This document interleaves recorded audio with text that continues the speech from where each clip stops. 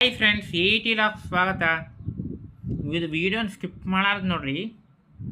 ಆದಿಶಂಕರಾಚಾರ್ಯರು ಯಾರು, ಅವರು ಏನನ್ನು ಭಾರತದಲ್ಲಿ ಪ್ರಚಾರ ಮಾಡಿದ್ದಾರೆ ಏನಂತ ಈ ವಿಡಿಯೋ ಎಂಡ್ ತನಕ ನೋಡ್ರಿ. ನನ್ನ ಚಾನೆಲ್ನ ಸಬ್ಸ್ಕ್ರೈಬ್ ಮಾಡ್ರಿ, ಲೈಕ್ ಮಾಡಿರಿ. ಆದಿಶಂಕರಾಚಾರ್ಯರು 788ರಲ್ಲಿ ಜನಿಸಿದರು. ಕೇರಳದಲ್ಲಿ. ತಾಯಿ ಆರ್ಯಾಂಬ, ತಂದೆ ಶಿವಗುರು. ಕೇರಳದಲ್ಲಿ ಜನ್ಮಿಸಿದರು. ಅವರು ಕೇರಳದಲ್ಲಿ ಜನ್ಮಿಸಿದರು ಮತ್ತು 8ನೇ ವಯಸ್ಸಿನಲ್ಲಿ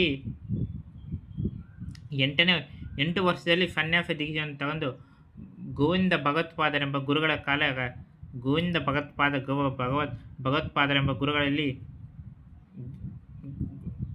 ಶಿಷ್ಯರಾಗಿ ಸಲ್ಲಿಸಿದರು. 8ನೇ ವರ್ಷದಲ್ಲಿ ಅಷ್ಟು ವೇದಾಂತಗಳನ್ನುಟ್ಟು ಭಾರಿ ಕ್ರವರಾಗಿ ಭಾರಿ ವಿಷಯರಾಗಿ ಇದ್ದರು. 8ನೇ ವರ್ಷದಲ್ಲಿ ತಗೊಂಡರು ಗೋವಿಂದ ಭಗವತ್ಪಾದರೆಂಬ ಗುರುಗಳ ಶಿಷ್ಯರಿಂದ. ಮತ್ತೆ ಅವರು 8ನೇ ವಯಸ್ಸಲ್ಲಿ ಅಲ್ಲಿ ಸನ್ಯಾಸ ದೀಕ್ಷೆಯನ್ನು ತಗೊಂಡ್ರಲ್ಲ, ಅವಾಗ ಹೇಳುತ್ತಾ ಇದ್ರು ಅವರು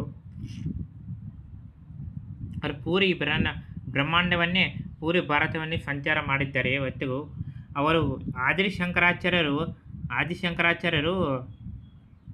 4 ಮಠಗಳನ್ನು ಶೃಂಗೇರಿ,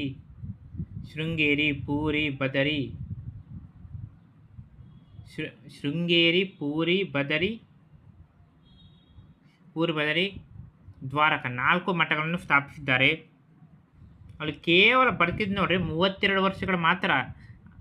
32 ವರ್ಷದಲ್ಲಿ ಇಷ್ಟು ಸಾಧನೆ ಮಾಡಿ ಹೋಗಿದ್ದಾರೆ ಆದಿಶಂಕರಾಚಾರ್ಯ ಗುರುಗಳು.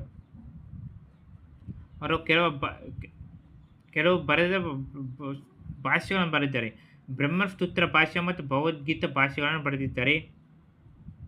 ಗ್ರಂಥಗಳು ವಿವೇಕ ಚೂಡಾಮಣಿ, ಉಪದೇಶ ಸಹಸ್ರಿ,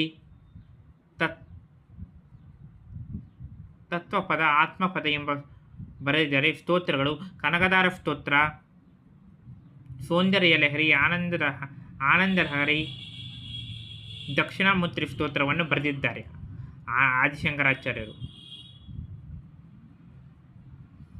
ಅವರು ಮತ್ತೆ ಅವರ ಸಿದ್ಧಾಂತ ಅದ್ವೈತ ಸಿದ್ಧಾಂತವಾಯಿತು. ಅಹಂ ಬ್ರಹ್ಮಾಸ್ಮಿ, ಬ್ರಹ್ಮನಲ್ಲೇ ಜೀವವನ್ನು ನೋಡ್ಕೋಬೇಕಂತ ಬರೆದಿದ್ದಾರೆ ಫ್ರೆಂಡ್ಸ್.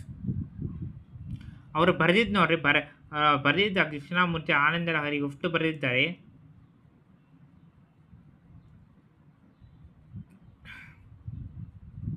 ಅಹಂ ಬ್ರಹ್ಮಾಸ್ಮಿ ಎಂದು ಪ್ರಶ್ನಿಸಿದ್ದಾರೆ. ಕೇವಲ 32 ವರ್ಷ ಬರೆದು 1820ರಲ್ಲಿ